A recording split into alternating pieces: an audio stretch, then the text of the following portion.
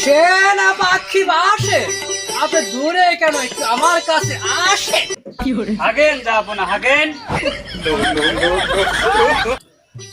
7 দিন গত হয়ে গেল, বানপানি এসে আমার রাজ্য তলিয়ে গিয়েছে।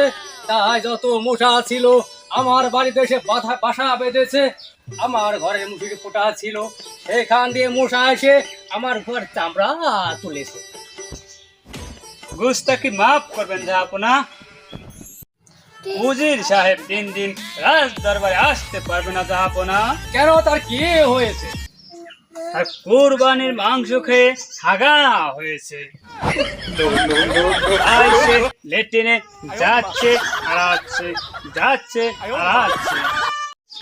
তাই সেই 3 দিন রাজ দরবারে আসতে পারবে না যাবো না। আমি কোনো কথা শুনতে চাই না। আমার পুটকির খাজে আমি বাঁচি না।